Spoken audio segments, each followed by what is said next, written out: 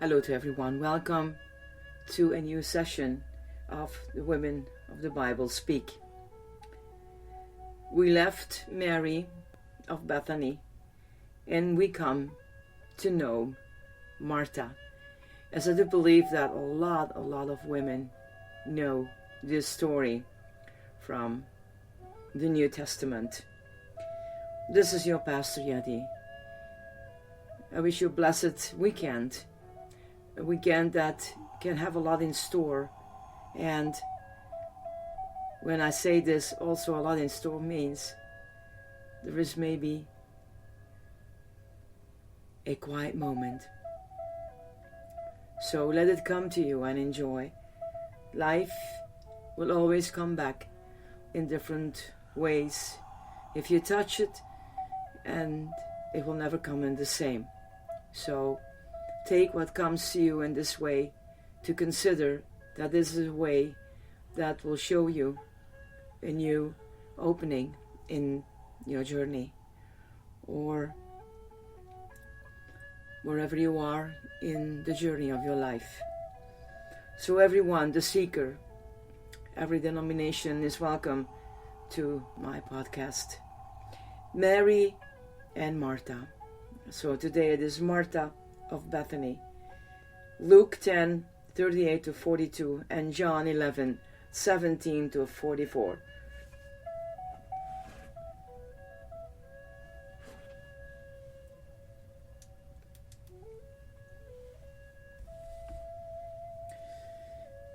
If Mary was the quiet sister, Martha was definitely the talker. We hear from Martha in two passages of scripture, in her complaint to Jesus about her sister's failure to help her, and in her supplication of Jesus after her brother's death. In both these instances, Martha has plenty to say. But let's first revisit that famous complaint. As Jesus and his disciples were on their way, he came to a village where a woman named Martha opened her home to him. She had a sister called Mary, who sat at the Lord's feet listening to what he said. But Martha was distracted by all the preparations that had to be made. She came to him and asked, "Lord, don't you care that my sister has left me to do the work by myself? Tell her to help me."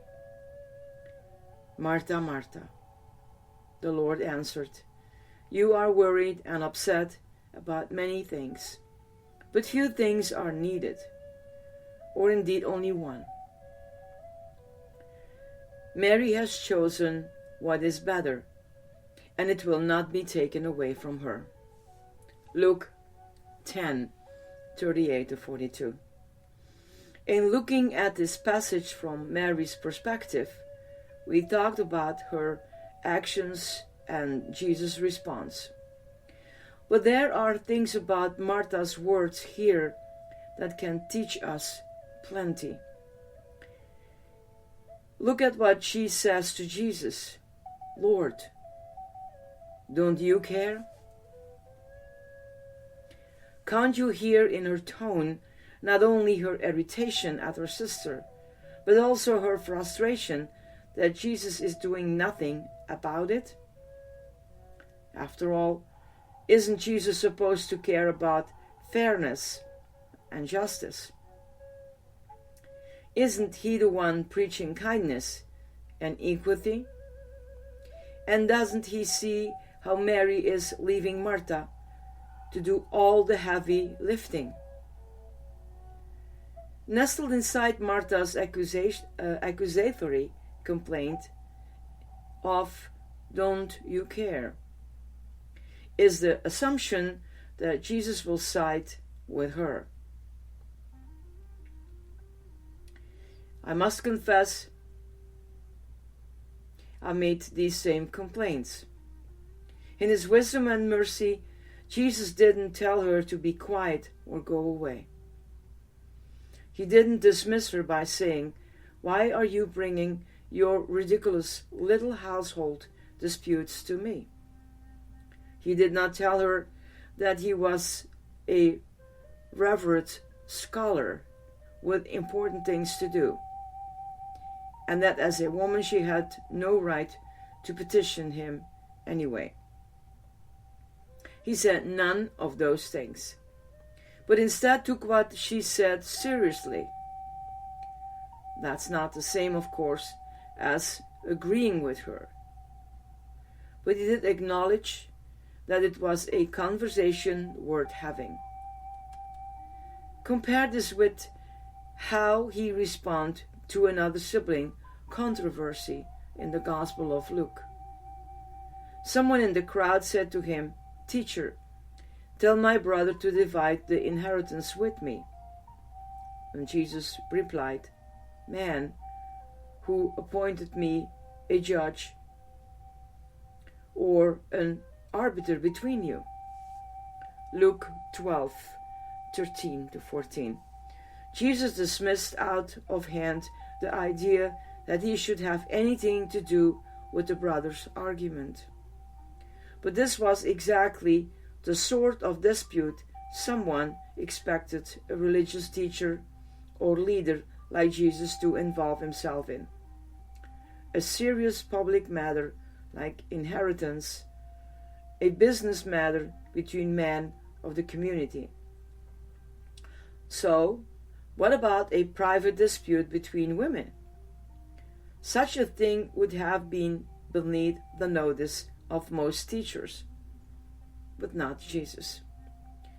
To Jesus, Martha's concerns did matter, and even though he ended up disagreeing with her, he still listened.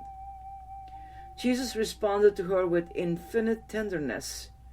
He didn't answer in anger, but with care for her soul and an ear for her frustration.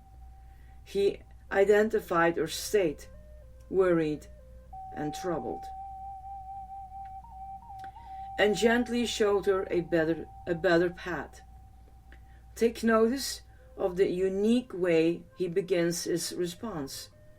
"Martha, Martha," he says to her, and with those words she becomes one of only 3 people in the New Testament whom Jesus addresses in the emphatic doubled form of her name.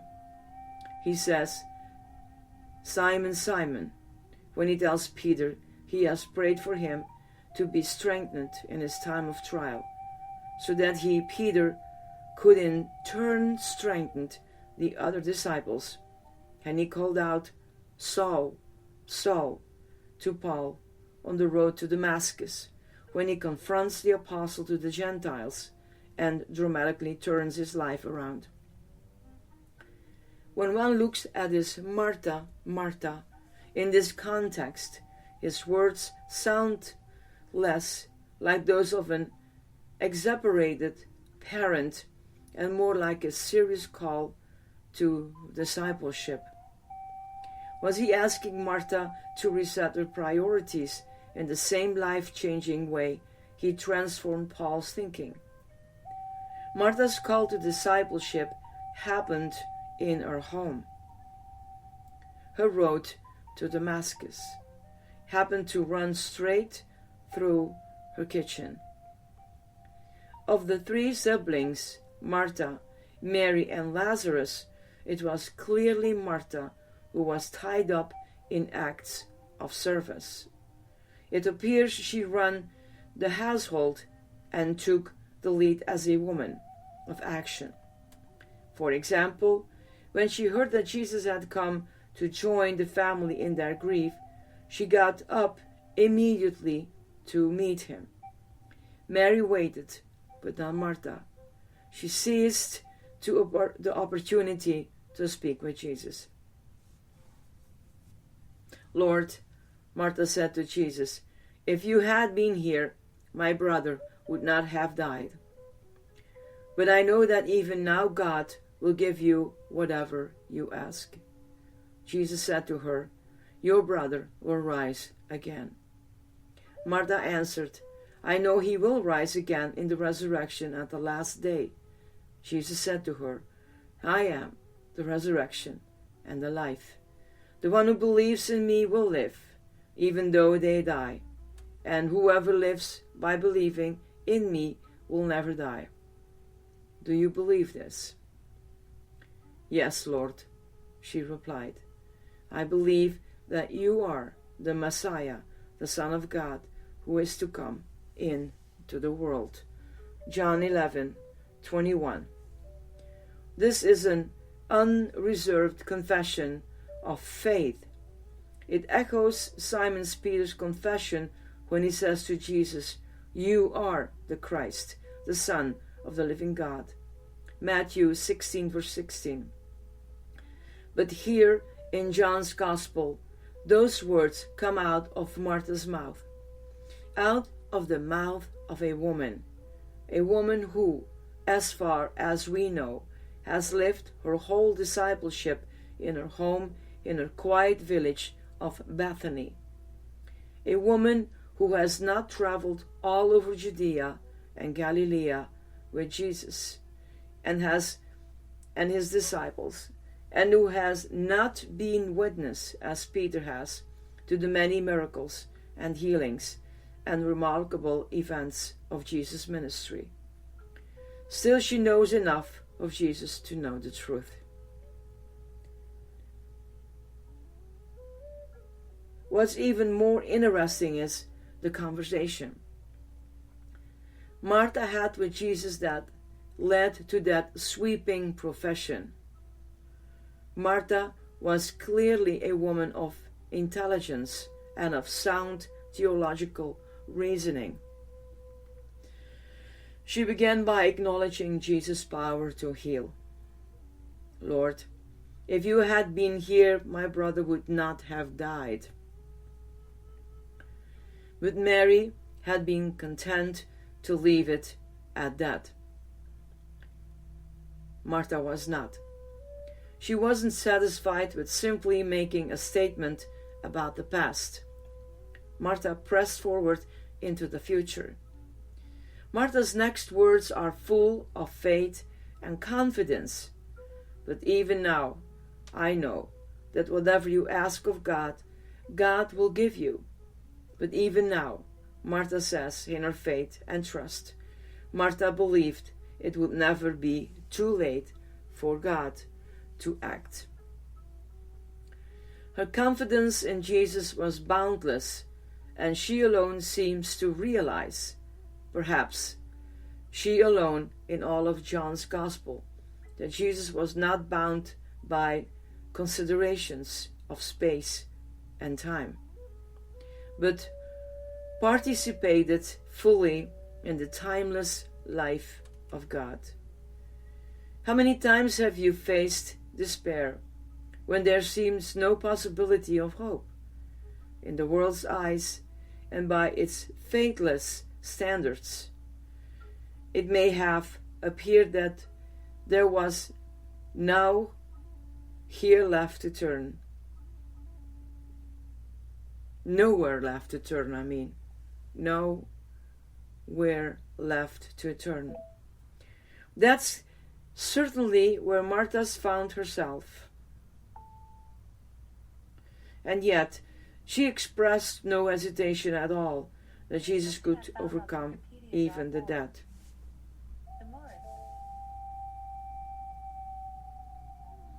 Of her beloved brother and one of his dearest friends, Lazarus. At first blush, it may appear that Jesus was simply consoling her. Lazarus will rise again. Martha affirmed that, yes, she knew her brother would rise again in the resurrection on the last day. To us, this may seem like accepting tenets of the Christian life, but in Martha's time and place, they were not universal. In the Judaism of Martha's day, the idea of life beyond this one was not accepted by the Sadducees, the religious authorities who controlled the temple and the priesthood. It was the Pharisees who were in the minority who thought a more vibrant practice of Judaism. The Pharisees believed that it wasn't just ritual actions in the temple that mattered, but what happened in the home and in everyday life too. They also thought that life did not end in the grave, but would continue when faithful men and women were raised with their bodies at the last day of judgment. At times Jesus railed against the Pharisees' fighting and twisting perversion of the faith. But faith in the final resurrection was one that he did share with Martha. Yet that's not what he meant in discussing Lazarus in those moments of grief. Jesus says to Martha, "I am the resurrection and the life." Martha understood the resurrection to be an event that would happen in the future. And Jesus showed her that the resurrection was a person. Resurrection was not just something to look forward to for far ahead at the end of time. Jesus was telling her that it was happening right that moment, and that resurrection was participation in his life. This is something some Christians still struggle with today. It is so easy to think of time as a straight line, moving forward in the only way our limited minds can understand. But in the Gospels, Jesus again and again shows us that eternity does not work that way. To participate in God's plan will take us beyond the human limits of time and space. The resurrection is happening now, and what will happen to our bodies at the last day is an extension of what has already begun in our souls. It's a complex theological idea, one that Jesus begins to hint at in his conversation with Nicodemus in John 3. But he fully fleshes it out only here in a conversation with his trusted friend. Jesus says to her, "I am the resurrection and the life. The one who believes in me will live, even though they die. And whoever lives by believing in me will never die." John 11:25-26. He goes on to explain the relationship between death and life, and how the life that comes through him cannot be quenched by death. This too tells us things about his relationship with Martha and about who she was. Think about it. Jesus was about to visit a house of death. He was encountering grieving sister of a man who had died just a few days before, and he didn't mince words. Jesus confidentially proclaimed, "Your brother will rise again." He'd already told the disciples that the miracle was unfolding specifically so that God would be glorified, and also the Son. He must have known that Martha's able mind was wrestling with these issues. So he let out some deep theological principles and asked her a remarkable question. "Do you believe this?" John 11:25. And Jesus is saying that to us as of today. Do you believe this? Think of other times Jesus asks such direct questions. He explains the mystery of eternal life to Nicodemus and to the disciples at other points. But nowhere else in the Bible does he stop and ask, "Do you believe this?" It's almost as though Jesus paused to make sure Martha was with him and that she understood what he was telling her. Was he waiting for her to make the final connection? Because if Jesus was truly the resurrection and the life, as he tells her, then some even more important things about him must be true as well. Martha made the connection, giving us one of the most complete and beautiful confessions of faith recorded in the Bible. I believe that you are the Messiah, the Son of God, who is to come into the world. John 11:27. Like Peter in Matthew's Gospel, Martha puts the pieces of the puzzle together. Jesus is the Christ, the Messiah, the fulfillment of all prophecies in the Old Testament.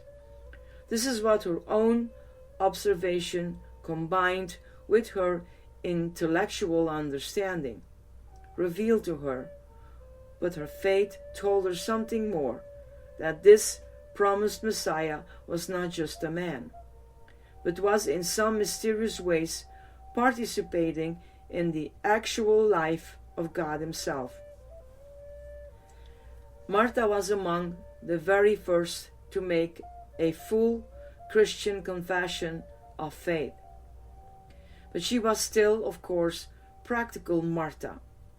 As she went out to meet Jesus, as he approached their village, was there a part of her that was once again frustrated, wondering why Mary hadn't joined her. After all, the Master had come to see them. Was the more sensitive Mary, surrounding by comforting friends and neighbors, too fragile in her grief to run from her home to join them along the road in those moments?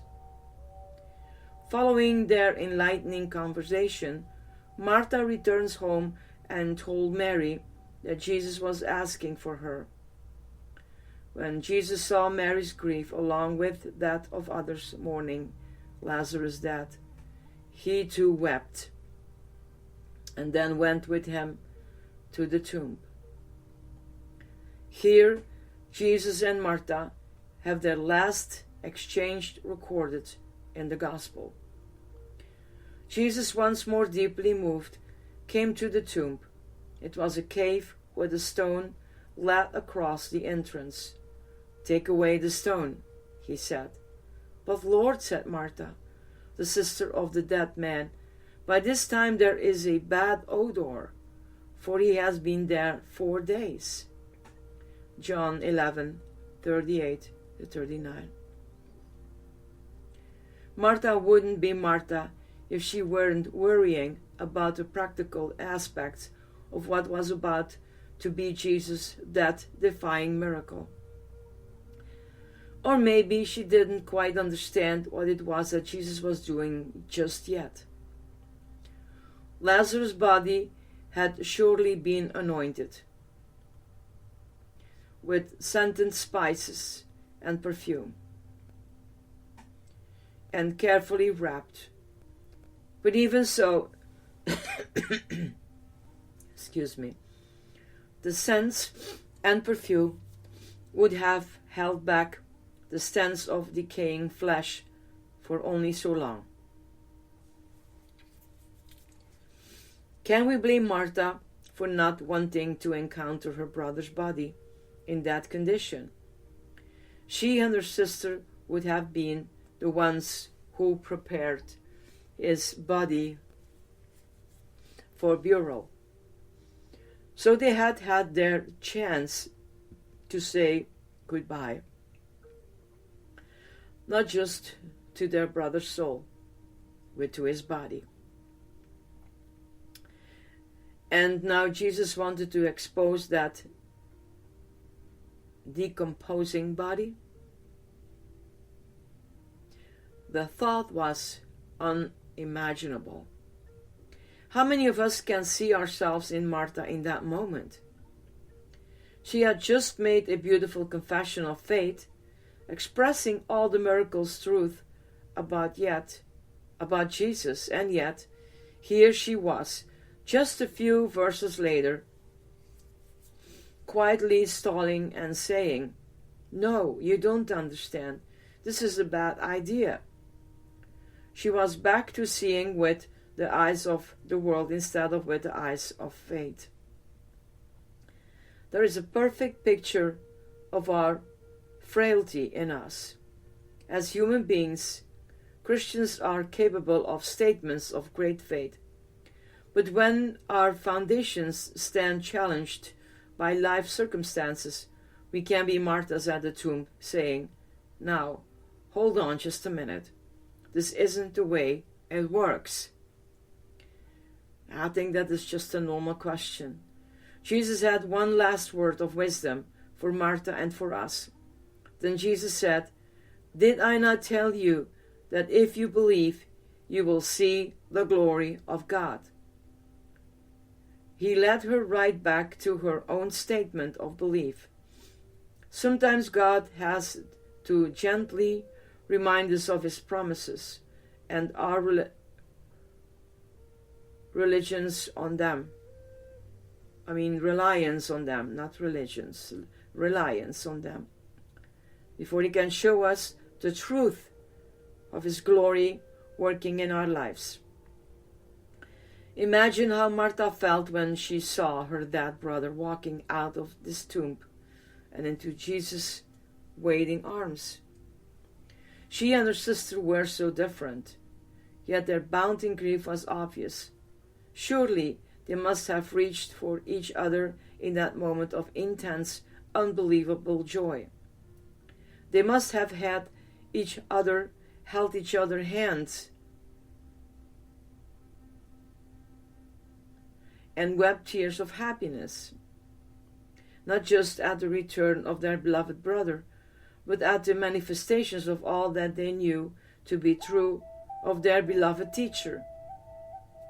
Mary and Martha likely lived quiet lives. They were women, and that meant certain things for them in their time and place. They had not followed Jesus in his journey from Galilee to Judea. They had not been wandering disciples. The lives of women in that era were mostly domestic. So, what does it say that Jesus took her private life and turned it into something else? The rising of Lazarus from the dead was among his most public miracles. The whole village was there to watch, and Jesus knew it. When he prayed to the Father, he said, "Father, I thank you that you have heard me. I knew that you always hear me, but I said this for the benefit of the people standing here, that they may believe that you sent me." John 11:41-42. Because of this very public act, many of the people who had gathered with the sisters to grieve believed in Jesus, and news of the miracle spread like wildfire beyond Bethany and into Jerusalem itself, igniting interest and making the religious authorities suspicious. Too many raising Lazarus from the dead served as Jesus' public announcement of who he really was. Step by step, he had been drawing Martha and Mary out of their shelter's life and into the wider world. The Gospels tells us that at his crucifixion, women stood at the cross as witnesses to Jesus' death. Were Mary and Martha there? We can imagine the sense. Martha with her arm around her weeping sister, staring steadfastly at her teacher's face until the very end. Did she think, how could the one who gave my brother life be unable to give himself life? Or did she remember Jesus' words to her at Lazarus' tomb just 1 week before? Did I not say to you that if you would believe, you would see the glory of God? Did she remember how he led her gently back to the fullness of her faith? because she had stood at Lazarus' tomb and watched him walk out alive? Was Martha able to stand at the foot of the cross and believe this was not the end of Jesus? Did she understand that would she see the glory of God? What would it be like for us to see that glory in the midst of our own grief and pain and apparent defeat? Remembering the eternal truths Jesus reveals to Martha, promises that reassure us even now of the resurrection still to come.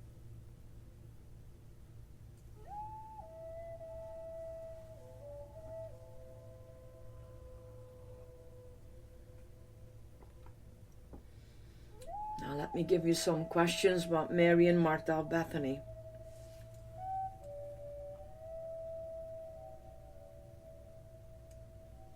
One of the most remarkable things about Mary and Martha's story is Jesus' closest friendship with both of them, even though they are such different people. Jesus as a gift for friendships, not only with a wide range of people. Think of the differences in personalities of some of the disciples, but with women in particular.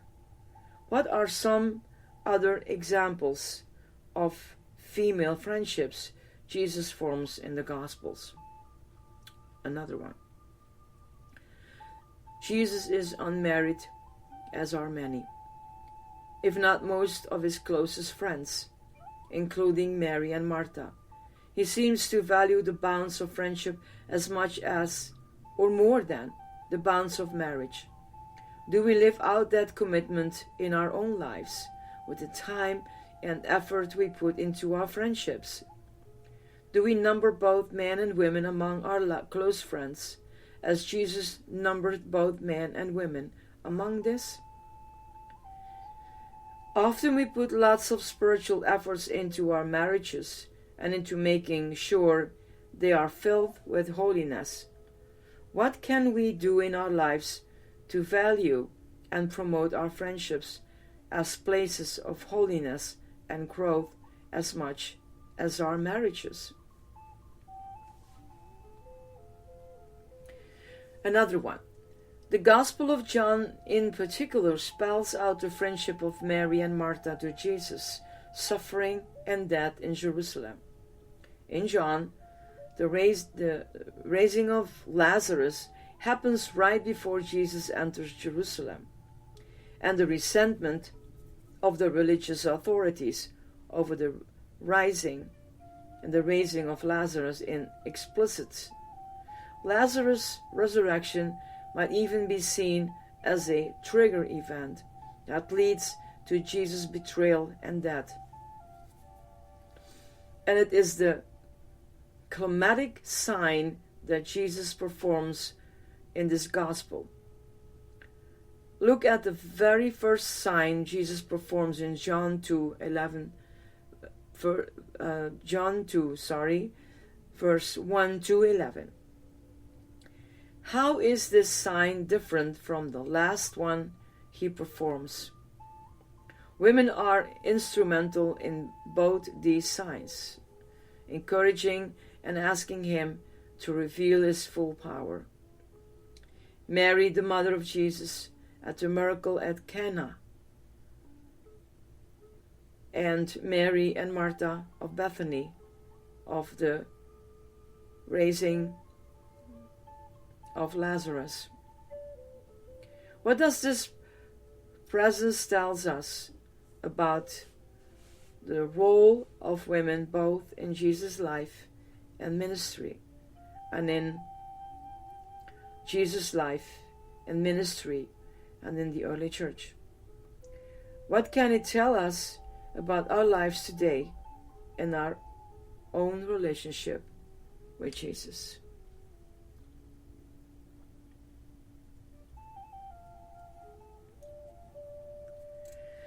So, our next two women will be Mary, the mother of Jesus, and Mary Magdalene, witnesses to the gospel. Well, that's for another time. So, we have a lot to think about, right?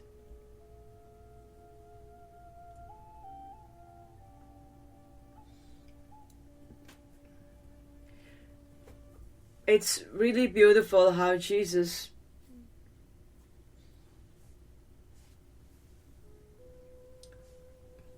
is taking so much time in relationships with women and listening to them when they have their questions. Even if he has to disagree, he still is there to listen. And here is a very important lesson for us. We cannot always agree in others' decisions making or a conversation, but it doesn't mean that we not can build up beautiful friendships. So I think Mary and Martha learned a big lesson, but there was a beautiful relationship going on. What happened after that, we don't know. But as we sometimes met people in our life, can all be some meetings at one time or a couple of times, and then they go their own way, and we never see them again in this earthly life. So,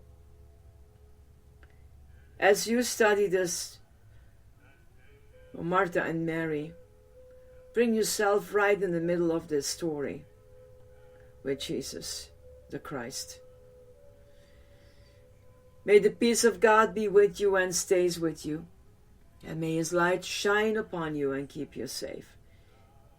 I bless you with a beautiful weekend. God be with you. This is your Pastor Yeti. Bye-bye.